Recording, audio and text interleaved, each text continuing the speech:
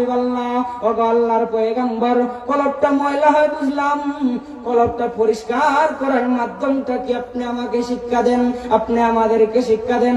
রাসূল আকরাম বলেন, রে আমার সাহাবায়ে কেরাম, তোমরা জানোনি কলবটা কিভাবে পরিষ্কার করব? সাহাবায়ে কেরাম বলেন, ইয়া রাসূলুল্লাহ, ইয়া হাবিবাল্লাহ, ও আল্লাহর পয়গম্বর, আপনি জলদি করে আমাদেরকে কলব পরিষ্কারের মেডিসিন শিক্ষা দেন।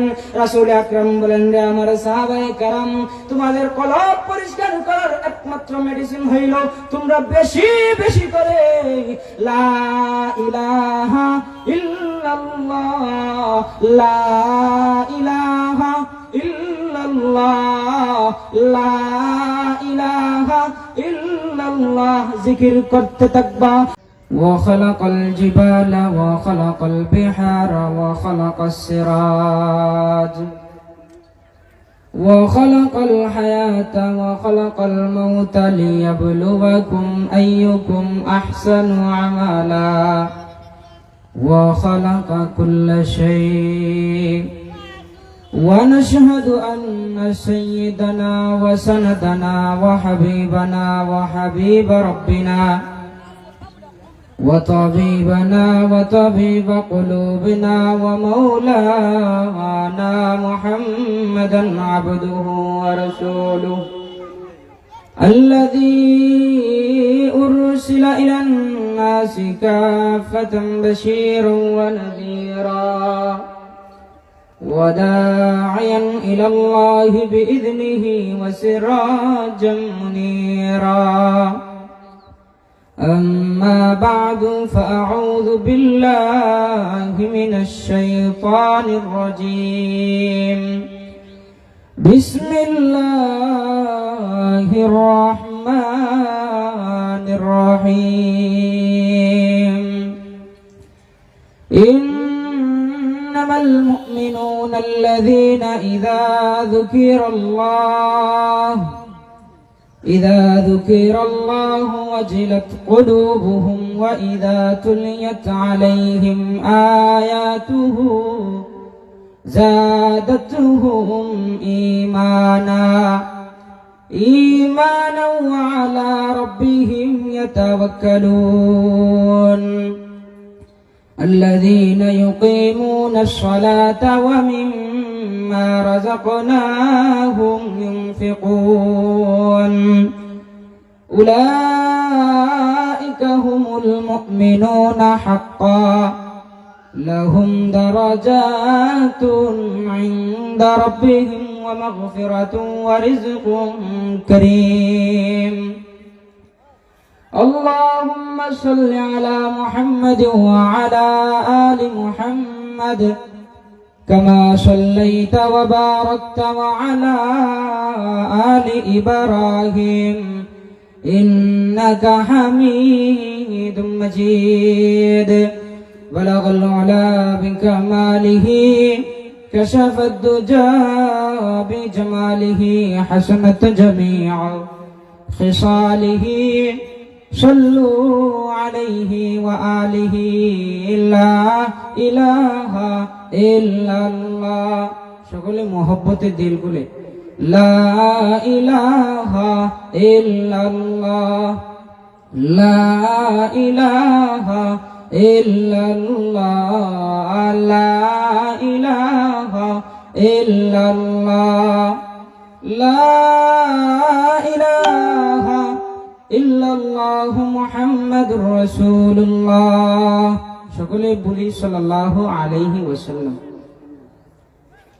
রাগবশা জামিয়াতুশ শেখ বদরুল আলম তাহফিজুল কোরআন মাদ্রাসার উদ্যোগে 2 দিন ব্যাপী 9তম বার্ষিক মাহফিলের চলমান অধিবেশনের শ্রদ্ধেয় সভাপতি, উপস্থিত দিগার হযরত উলামায়ে কেরাম, আমার সামনে উপবিষ্ট মুরব্বিয়ানে আজম, আমি আপনাদের সম্মুখে কোরআনুল কারীম থেকে ছোট্ট কয়েকখানা আয়াতে কারিমা পাঠ করেছি। আপনারা বলতে পারেন এই সময় তো নির্ধারিত বক্তা লিফলেটের মধ্যে লেখা রয়েছে, কিন্তু আপনাদের নির্ধারিত আলোচক অনুপস্থিত থাকার কারণে আপনাদের এলাকার গৌরব মাওলানা জুনাইদ আহমদ সিদ্দিকী সাহেবের আদেশে আপনাদের সামনে বসা। যাই হোক, আল্লাহ রাব্বুল আলামিন যদি আমাকে তৌফিক দান করেন, আপনারা যদি দোয়া করেন, তাহলে উক্ত আয়াতগুলোকে সামনে রেখে অতি স্বল্প সময় সংক্ষেপে আলোচনা করার চেষ্টা করব। ওয়া মা তাওফীক ইল্লা বিল্লাহ। প্রিয় হাজিরিন, যে সময়টা উপনীত হয়েছে আমার কাছ থেকে, যে সময়টা বিদায় নিয়ে যাচ্ছে, দোয়া কবুলের সময়। আল্লাহর নবী হাদিসের মধ্যে বলেছেন, দোয়া কবুলের কয়েকটা সময় রয়েছে, তার মধ্যে একটা সময় হইল আসর থেকে মাগরিবের আগ পর্যন্ত একটা সময় দোয়া কবুলের সময়। আল্লাহ রাব্বুল আলামিন আমাদেরকে এই বরকতি সময়ে, বরকতি স্থানে কোরআনী মাহফিলে বসার আসার তৌফিক দান করেছেন। এই জন্য প্রাণ খুলে আল্লাহ রাব্বুল আলামিনের শুকরিয়া আদায় করছি, আলহামদুলিল্লাহ। প্যারা হাজিরিন, আমি আপনাদের সম্মুখে যে আয়াতগুলা তেলাওয়াত করলাম, সর্বপ্রথম এই আয়াতগুলার মৌখিক অর্থ আপনাদের সামনে আমি পেশ করছি। আমার তেলাওয়াতকৃত আয়াতের বিষয় হলো যে খাঁটি মুমিন কারা, খাঁটি মুমিনকে কিভাবে চিনব। আল্লাহ রাব্বুল আলামিন সার্টিফিকেট দিয়েছেন। সমাজের মধ্যে, দুনিয়ার মধ্যে আপনি আমি যতই মুমিন দাবি করি না কেন, খাঁটি মুমিন দাবি করি না কেন, আপনি আমি মন গড়া নীতি অবলম্বন করে, মন গড়া নীতি অনুসরণ করে কখনো খাঁটি মুমিন হইতে পারবো না, যতক্ষণ না আল্লাহ রাব্বুল আলামিনের দেওয়া নীতি আপনি আমি অনুসরণ না করব। প্রিয় হাজিরিন, আল্লাহ রাব্বুল আলামিন খাঁটি মুমিন হওয়ার জন্য কি নীতি দিলেন, কি লিখনি দিলেন? আমার তেলাওয়াতকৃত আয়াতে আল্লাহ রাব্বুল আলামিন বলতেছেন, ইন্নামাল মুমিনুনা আল্লাযীনা ইযা যুকিরাল্লাহু ওয়াজিলাত কুলুবুহুম। আল্লাহ রাব্বুল আলামিন বলেন, মুমিন তো তারাই যাদের সামনে আমি আল্লাহকে স্মরণ করা হইলে তাদের অন্তরটা নাড়া দিয়ে উঠে, তাদের অন্তরটা প্রকম্পিত হয়, তাদের অন্তরে আমি আল্লাহর ভয় ঢুকে, আমি আল্লাহর ভয়ে তাদের হৃদয়ে রক্তকরণ হয়। আর হাজিরিন, একে একে 5টা গুণ আপনাদের সামনে বলবো। 5 গুণ বলার পরে আপনি আমি বুঝতে পারবো আমি বক্তা, এই 5 গুণের ভিতরে কোন গুণের ভিতরে পড়ে আমি খাঁটি মুমিন, আপনারা শ্রোতা এই 5 গুণের ভিতরে কোন একটার মধ্যে পড়ে আপনি খাঁটি মুমিন দাবি করতেছেন। এই 5টা বিষয়, 5টা আলোচনা যদি আপনি আমি শুনতে পারি, তাহলে সকলের বুঝ হয়ে যাবে কে কোন ধরনের খাঁটি মুমিন। কথা বলেন ঠিক কিনা? প্রিয় হাজিরিন, এখানে আলোচনা হবে কোরআন এবং হাদিসের, অন্য কিছু আলোচনা হবে না। যাই হোক, আল্লাহ রাব্বুল আলামিন 1 নম্বরে বললেন, খাঁটি মুমিন ওই ব্যক্তি যেই ব্যক্তি মাঝে মধ্যে আল্লাহর জিকির করে, আল্লাহর জিকিরে তার অন্তর কলুষিত হয়, মানে মাঝে মধ্যে সেই ব্যক্তি জিকির করে। প্রিয় হাজিরিন, এখন বুঝতে হবে জিকির আপনি আমি যে করতাম, কি জিকির করব? আপনাদের প্রশ্ন হইতে পারে, হুজুর এখন জিকির করলে লাভটা কি, আর জিকির কিতা আমরা করবো? এখন আপনাদের প্রশ্নের উত্তর আমি দিয়া যাই। প্রিয় হাজিরিন, কি জিকির করব, জিকির করলে ফায়দা কি? মুসলমান ইমানদার ভাইরা আমার, আল্লাহর পয়গম্বরের জলিলুল কদর সাহাবী হযরত মুআজ ইবনে জাবাল রাদিয়াল্লাহু তাআলা আনহু বর্ণনা করেন, পয়গম্বর আরবের কাছে একজন গ্রাম্য সাহাবী আয়েশা আরজ করে, ইয়া রাসূলুল্লাহ, ইয়া হাবিবাল্লাহ, ওগো আল্লাহর পয়গম্বর, ইসলামের এত বিধিবিধান আমি মানতে পারি না গো নবী, ইসলামের এত বিধান আমার স্মরণ থাকে না, এত আমল আমি করতেও জানি না। ওগো পয়গম্বর, আপনি আমাকে এমন একটা আমল শিক্ষা দিবেন যে আমলের কারণে মহান আল্লাহ রাব্বুল আলামিন আমার উপর নারাজ না হইয়া, আমার উপর খুশি হইয়া আল্লাহর তৈরি জান্নাত আমাকে দিয়া দেন। সাহাবী ডাক দিয়া বলতেছেন, গ্রাম্য সাহাবী যদি হইয়া থাকেন, আপনি আমি দেখি যদি গ্রামের মানুষগুলো একটু কম শিক্ষিত হয়, শহরের মানুষগুলো একটু বেশি শিক্ষিত হয়, কারণ তাদের মধ্যে আধুনিকতার ছোঁয়া একটু বেশি লাগে। প্রিয় হাজিরিন, সাহাবী যদিও গ্রাম্য হয়ে থাকেন, তাহলে প্রশ্নটা যে করছেন অত্যন্ত ছোট না, অত্যন্ত বড় প্রশ্ন, মারাত্মক ধরনের একটা বড় প্রশ্ন করে ফেলছেন। কি ধরনের প্রশ্ন? যে আমল, একটা আমল করার কারণেই আল্লাহ যেন ওনাকে জান্নাত দিয়া দেন, এই প্রশ্ন শুই না রাসূল বলতেছেন, সাহাবী আমার, এখন আমি কি করতে পারি, তোমারে আমি কি দিব? এখন সাহাবী ডাক দিয়া বলেন, ইয়া রাসূলুল্লাহ, ইয়া হাবিবাল্লাহ, ও আল্লাহর পয়গম্বর, আপনি না শরীয়ত প্রণেতা, আপনার উপরে না শরীয়ত অবধারিত হয়, কুরআনুল কারীম না আপনার উপর নাযিল হয়েছে, আপনি আমার এমন একটা আমল দেন যে আমলের কারণে আমাকে আল্লাহ রাব্বুল আলামিন জান্নাত দিয়া দেন।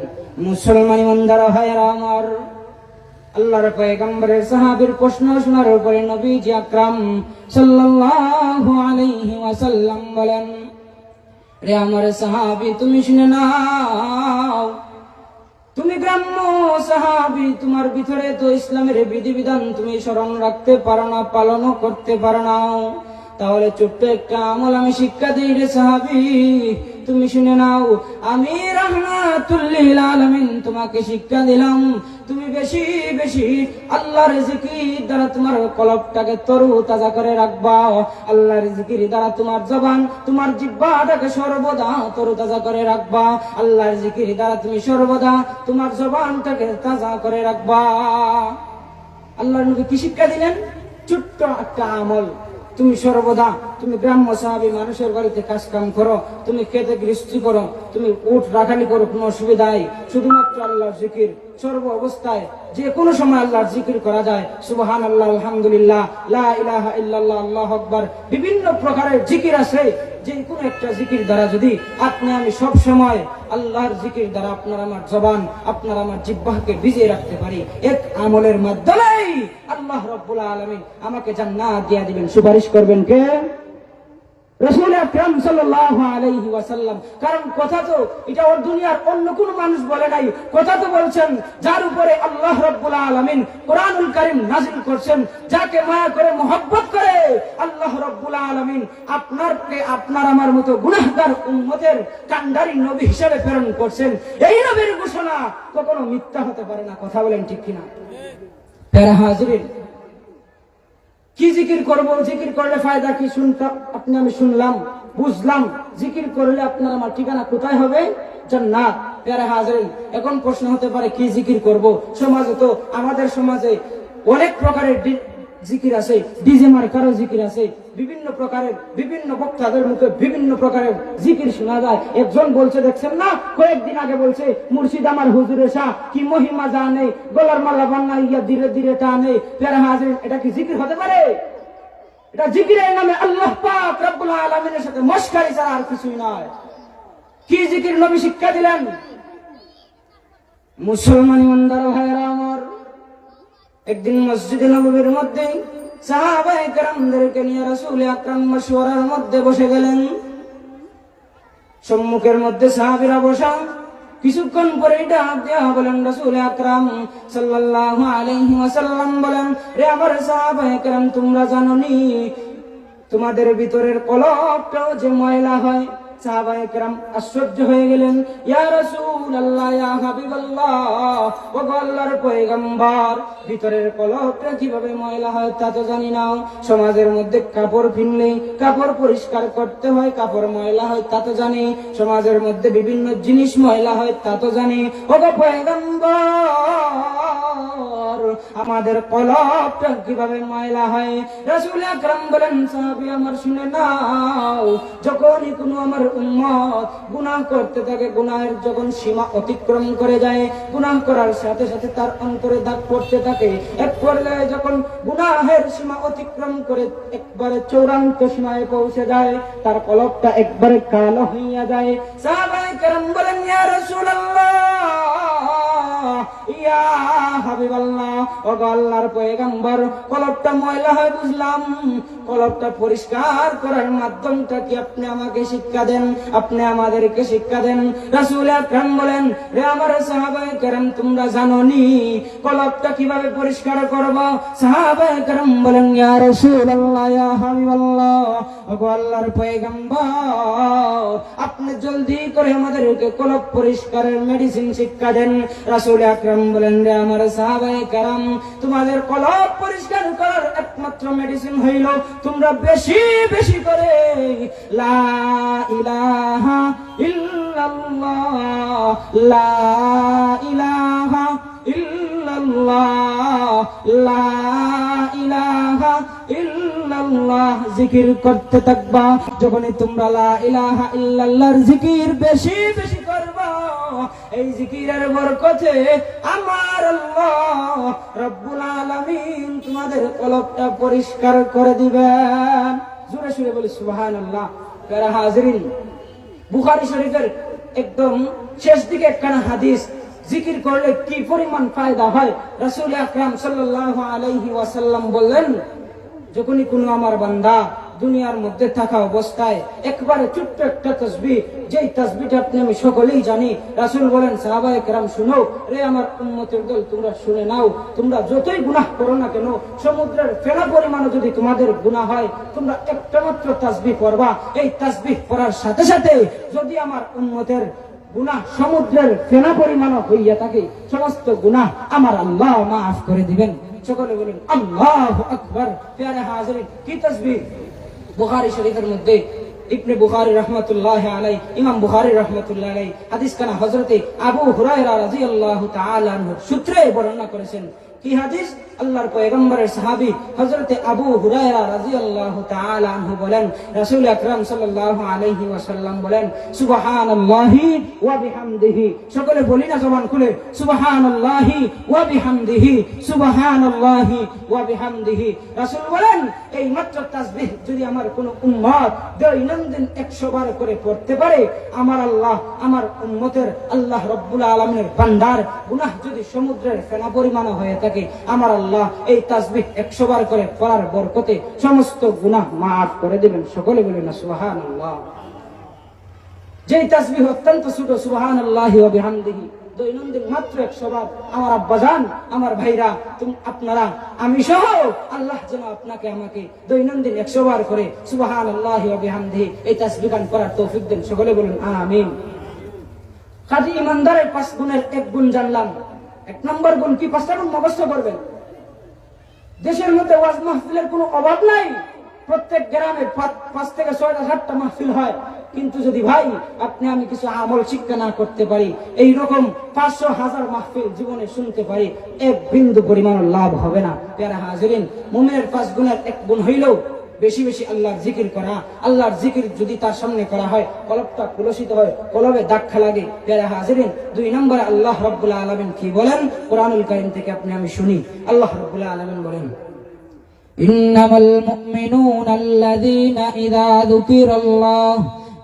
যুকিরাল্লাহু ওয়াজিলাত কুলুবুহুম ওয়া ইযা তুলিয়াত আলাইহিম আয়াতুহু যাদাতুহুম ঈমানা।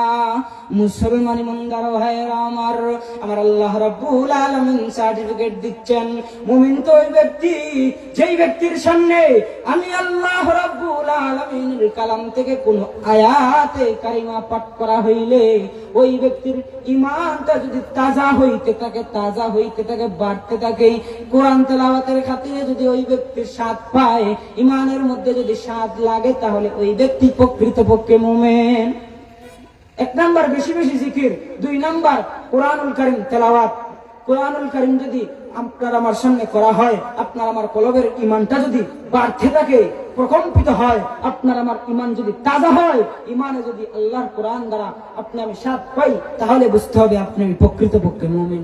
এখন কোরআনুল কারীম পড়তে হলে, কোরআনুল কারীম শুনতে হলে তো কোনো ব্যক্তির সাথে মহব্বত লাগাইতে হবে। এখানে আপনারা যারা আছেন, আমার বিশ্বাস আপনারা সকলে কোরআনুল কারীম পড়তে পারেন।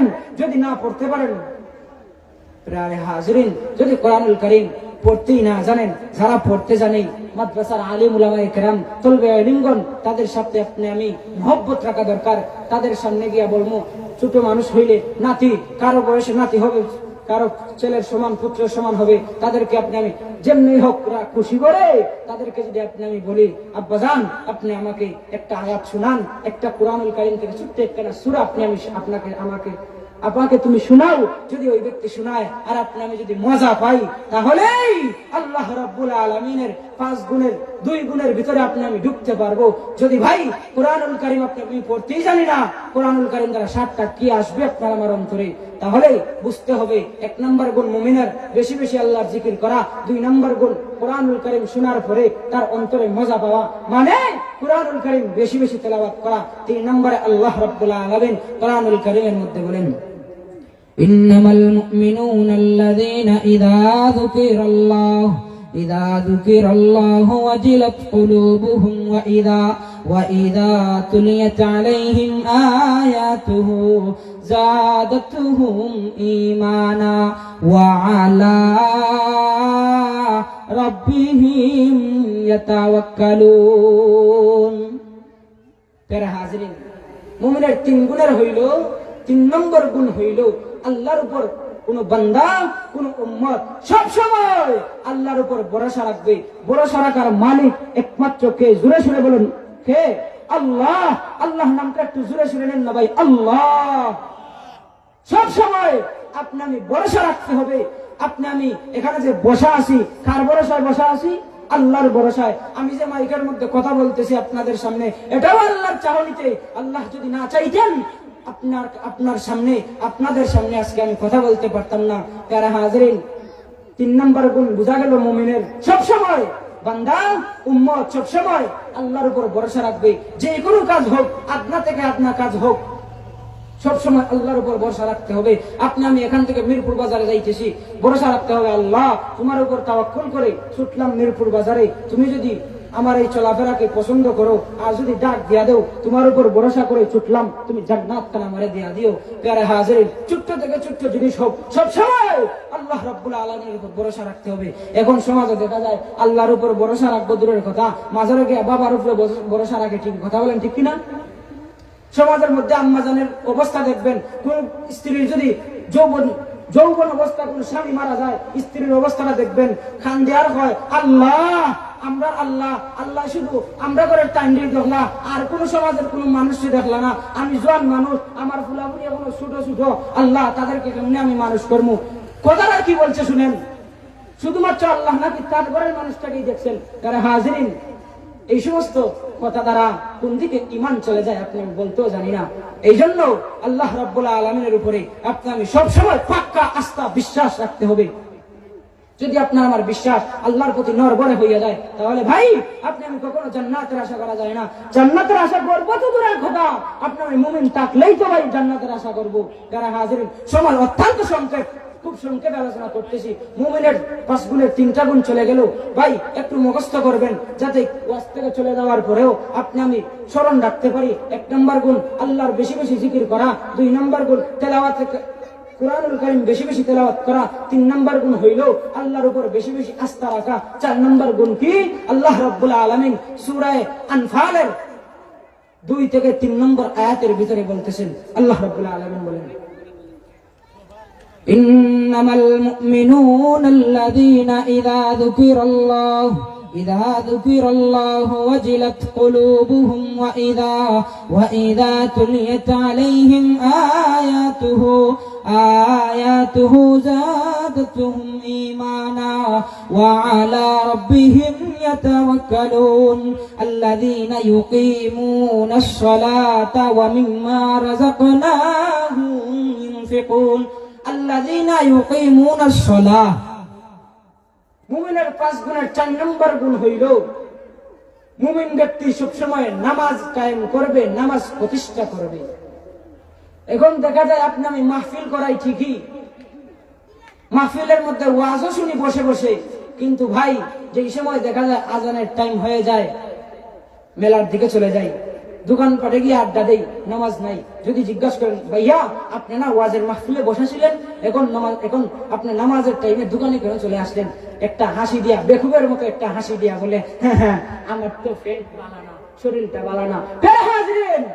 আমার ভাই, এই সমস্ত কাহিনী দ্বারা আল্লাহ রাব্বুল আলামিনের দরবারে চার পাওয়া যাবে না। আল্লাহ রাব্বুল আলামিন সূরাতুত তাকাসুরের 6 নম্বর আয়াতের মধ্যে বলেন, সুম্মা লা তুসআলুন্না ইয়াওমা ইযিন আনিন নাঈম। আল্লাহ বলে, বান্দা দুনিয়ার মধ্যে তুমি যাই করো না কেন, আমি আল্লাহ তোমাকে 60-70 বছর হায়াত দিলাম, তুমি যাই কিছু করো না কেন, আমি আল্লাহ তোমার কাছ থেকে অক্ষরে পই করে হিসাব নেব কাল কিয়ামতের ময়দানে। এই সমস্ত বাহানা দ্বারা দুনিয়ার বুকে চার পাইলো, আখিরাতের ময়দানে চার পাওয়া যাবে কখনো না। দুনিয়ার মধ্যে আপনি আমি অনেক মানুষকে কিছু মিথ্যা কথা বলে বাটফারি বলে অনেক জিনিস থেকে ছুটে আসতে পারি, কিন্তু আল্লাহ রাব্বুল আলামিনের কাছ থেকে কখনো ছুটে সম্ভব না। প্যারা হাজিরিন, 4 নম্বর গুণ হইল নামাজ কায়েম করা। বেশি বেশি নামাজ কায়েম করবে মুমিন ব্যক্তি। এখন সমাজের মধ্যে দেখা যায় নামাজ পড়বে দূরের কথা, মসজিদ ইমাম সাহেব আর মুয়াজ্জিন ছাড়া কোন ব্যক্তি নাই। ফজরের সময় আমাদের সমাজে এমনও মানুষ আছে 1 সপ্তাহ 2 সপ্তাহ মাসকে মাস 1 বছরও যায়, এমনও যুবক মানুষ আছে ভাই একটা দিন মসজিদের মহল্লায় গিয়ে ফজরের নামাজ আদায় করে না। এমন যুবক আপনাদের এলাকায় আছে কিনা? জুড়ে বলেন না ভাই, আছে কিনা? মাহফিল করানোর জন্য সবাই ব্যস্ত, কিন্তু ভাই আখিরাতের সামান কতটুকু জোগাড় করলাম এই দিকে কেউ মনোযোগ দিতে রাজি না। আল্লাহ যেন আপনাকে আমাকে যেমন দুনিয়াবি জিনিস বুঝার তৌফিক দেন, আল্লাহ যেন ঠিক সাথে সাথে আখিরাতের জিনিস যেন বুঝার তৌফিক দেন। সকলে বলেন আমিন। এখন বুঝতে পারলাম মুমিনের 1 নম্বর গুণ বেশি বেশি জিকির করা, 2 নম্বর গুণ কোরআনুল কারীম তেলাওয়াত করা, 3 নম্বর গুণ আল্লাহর উপর ভরসা করা, 4 নম্বর গুণ হইল নামাজ কায়েম করা। একজন সাহাবী আল্লাহর পয়গম্বরের কাছে গিয়ে আরজ করেন, ইয়া রাসূলুল্লাহ, আল্লাহর কাছে সবচেয়ে বেশি প্রিয় আমল কোনটা? হাদিসের কিতাবের মধ্যে হাদিসখানা লেখা হয়েছে। সাহাবীর প্রশ্নের উত্তরে আল্লাহর পয়গম্বর রাহমাতুল লিল আলামিন বলেন, সাহাবী আমার শুনে নাও, আল্লাহর কাছে সবচেয়ে প্রিয় আমল হইল সময় মতো নামাজ পড়া। শুধু নামাজ পড়া না, ওয়াক্ত মতো সময় মতো নামাজ পড়া। আল্লাহ রাসূল কিন্তু বলেন না শুধু নামাজ পড়া, সময় মতো নামাজ পড়া সবচেয়ে বেশি প্রিয় আল্লাহর কাছে। মুমিনের